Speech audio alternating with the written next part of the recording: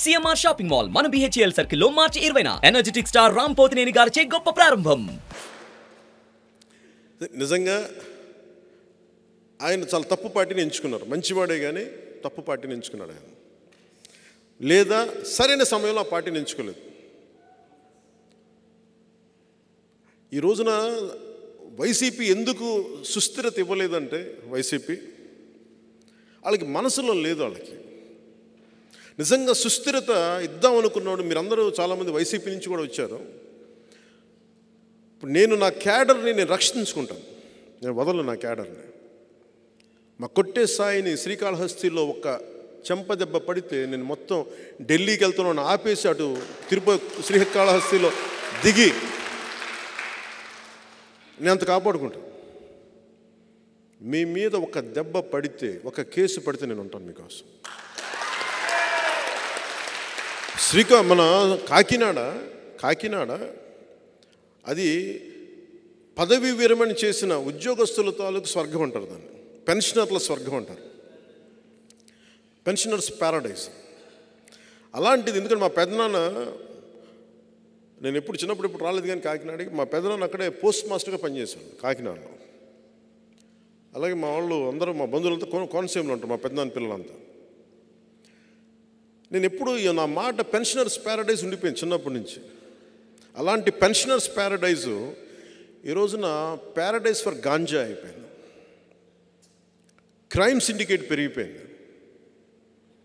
వీటన్నిటిని నిలువరించాలి అంటే బలమైన వ్యక్తిత్వం ఉన్న వ్యక్తులు అక్కడ ప్రజాప్రతినిధులుగా ఉండాలి. ఎంపీగా ఉదయ్, ఎమ్మెల్యేగా నేను.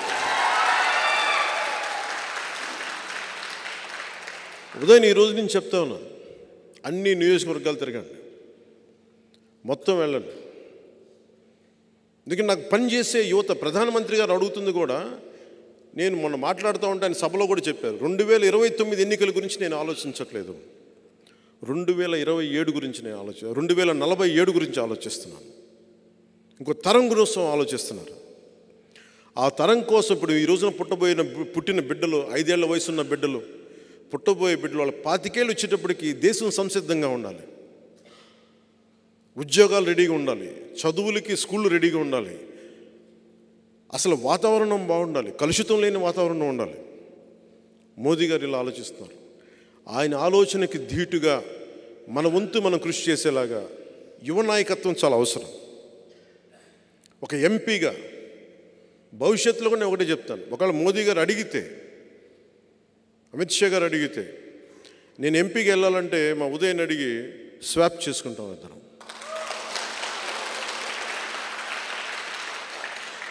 ఈ రోజున మీకు అందరికీ ఇది మాట ఇస్తున్నాను, పిఠాపురం ఎమ్మెల్యేగా నేను పోటీ చేస్తున్నాను, కాకినాడ ఎంపీగా ఉదయ్ గారు పోటీ చేయబోతున్నారు. మా ఇద్దరిని, ఎందుకంటే ఇది గీటురాయి ఎన్నికలు. నిజంగా దశాబ్దం తర్వాత నేను నోరు తెరిచి అడుగుతున్నాను, ఓట్లు వేయమండి, నేను ఓట్లు వేయండి, నాకు నేను హక్కు సంపాదించుకున్నాను. 2019లో కూడా నేను చాలా ధాటిగా ధీటుగా అడగలేదు ఓటు వేయండి, ఎందుకంటే నాకు మనసు చెప్తా ఉంది, ఇంకా నువ్వు పని చేయి.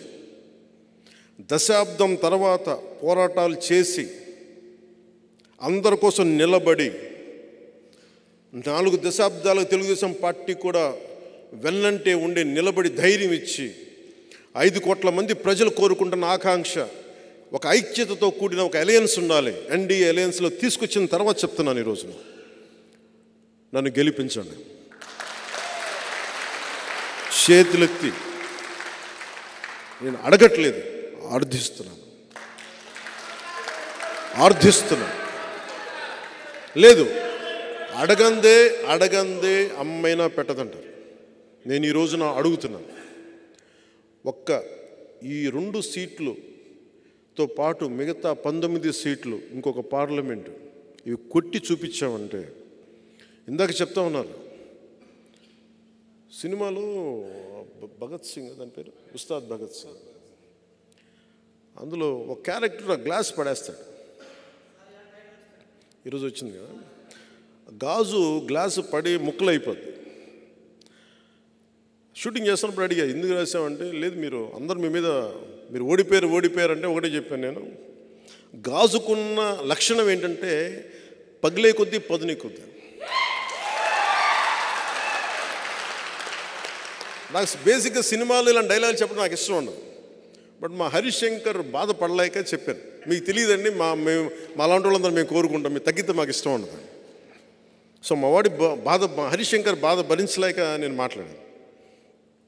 ఎందుకు చెప్తున్నానంటే, అనుభవం కానిదే నేను ఎందుకు నలిగి ఈ రోజున ఎందుకు ఇంత బలంగా అడుగుతున్నాను ఓట్లు అంటే, ఒక దశాబ్దం అధికారం లేకుండా ఓడిపోయి పార్టీ నడిపిన వాడిని చిన్నపాటి విజయం, ఒక 21 సీట్లు 2 ఎంపీలు కనుక మనం కొట్టి చూపించామంటే భారతదేశం ఆంధ్ర వైపు చూసేలా చేస్తాను.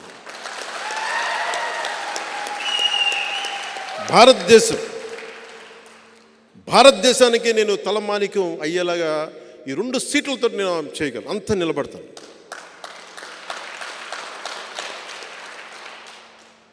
ఈ రోజున మనం లేకపోతే ఈ పొత్తు కూడా ఉండలేని పరిస్థితి. అంత కన్విన్స్ చేశాను జాతీయ స్థాయి నాయకులందరినీ, అంత నిలబడ్డాను, మాట్లాడాను, 2 చేతులైతే నమస్కారం పెట్టి పరిస్థితులు వివరించాను.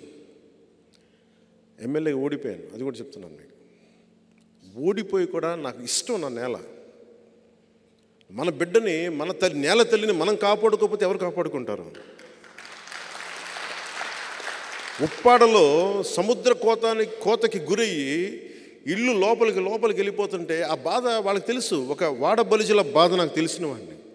నాకెళ్ళి నుంచోవాలని ఉంటుంది అక్కడ. కానీ నాకు అధికారం ఉంటే నేను ఏదైనా చేయగలను, లేదంటే నేను వ్యక్తిగతంగా ఏదో కొద్ది గొప్ప చేయగలను, సరిపోదు. అది ఒక పాలసీ రావాలి అక్కడికి. అందుకని వీటన్నిటిని దృష్టిలో పెట్టుకొని మిథున్ రెడ్డి గారు డబ్బులు ఇస్తారు, వాళ్ళ దగ్గర డబ్బులు ఎక్కువ ఉన్నాయి, ఇసుకంతా మనది ఇసుక దోచేశారు. జగన్ రెడ్డి గారికి ఇంకా అంతులేదైన వ్యాపారాలకి అండ్ డబ్బులకి. అన్నీ అర్థం చేసుకోగలను. నిజమైన అభివృద్ధి నేను అనేది గుడ్డిగా కూడా ఓటు వేయకండి అంటున్నాను. మీరు అన్నీ ఆలోచించుకోండి, ప్రజలకు తెలియచేయండి. నేను ఎవరిని దెబ్బతీయడానికైతే నేను రావట్లా, నిలబడటానికి వస్తున్నాను. ఆ క్రమంలో నన్ను శత్రువుగా పరిగణిస్తే ఇంకా నా తప్పక యుద్ధం చేయటమే నాకు, అంతే. కానీ యుద్ధం చేశానంటే మటుకు వెనకెళ్ళను. సొంత రక్తాన్ని కూడా ఎదురు చూడను, అంత ఎదురు వచ్చేస్తాను. అందుకని ప్రత్యేకించి ఈ రోజున నేను నా అభ్యర్థనగా తీసుకెళ్ళాను. పిఠాపురం సీటు కొట్టి చూపించాలి, 20 ఎమ్మెల్యే సీట్లు కొట్టి చూపించాలి, కాకినాడ ఎంపీ సీటు కొట్టి చూపించాలి, బందర్ సీటు కొట్టి చూపించాలి. మూలాలు ఇక్కడే ఉన్నాయి.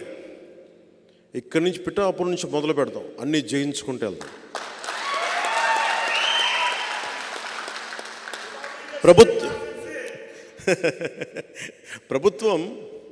ప్రభుత్వంలో మనం భాగస్వామ్యం తీసుకుంటున్నాం. ఫామ్ అవుతున్న ఎన్డీఏ ప్రభుత్వంలో మనం భాగస్వామ్యం తీసుకుంటున్నాం. 3వ వంతు స్థానిక ఎన్నికల్లో మనకి ఆ పదవులు కూడా తీసుకుందాం.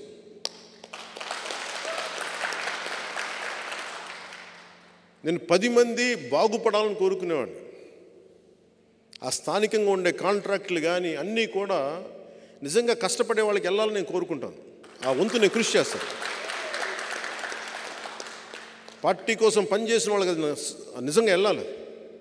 స్థానికంగా ఉండే వ్యాపారస్తులకు కానీ లీడర్స్కి కానీ ఖచ్చితంగా దాన్ని దృష్టిలో పెట్టుకొని నేను చేస్తాను. సో మనస్ఫూర్తిగా మీ అందరికీ పేరుపైన మీ అందరికీ ధన్యవాదాలు తెలుపుకుంటూ, ఉదయం నేను ఒకటే అడుగుతున్నా, ఈ రోజున ఎంపీగా నువ్వు గెలిచి చూపించాలి. నువ్వు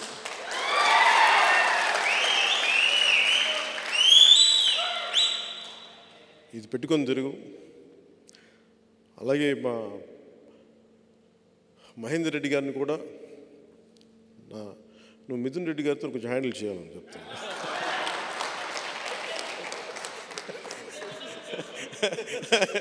సరదా చెప్పు, మనందరం ఒకటే అని చెప్పు. మన కులాలు లేవు, మనందరం ఒకటే మనుషులం. మనం జాషువా విశ్వనరులం. మనం కులాలని అన్నిటినీ దాటి మనం పనిచేస్తాం. మనం మతాలని ప్రాంతాలని దాటి దేశాభివృద్ధి, సమాజాభివృద్ధి, మన పిఠాపురం అభివృద్ధి, వీటన్ని దృష్టిలో నేను వెళ్తాను. మనస్ఫూర్తిగా మీ అందరికీ పేరు పేరున ధన్యవాదాలు తెలుపుకుంటూ, నాకు ఈరోజు అనిపిస్తూ ఉంది, ఇంకా నేను పిఠాపురం ఎమ్మెల్యేగా ప్రమాణ స్వీకారం చేయలేదు. నాకు అది తెలుస్తుంది. ఎన్నికలు మన దృష్టి వరకు ఎన్నికలు అయిపోయినాయి. ఓన్లీ థింగ్ ఈజ్ మనం ఓటు వేయడమే మిగిలి ఉంది. ఒకటే గుర్తుపెట్టుకోండి, గెలవడాలు కాదు, 1,00,000 మెజారిటీ అని చెప్పండి. 1,00,000 మెజారిటీ, 1,00,000 మెజారిటీ.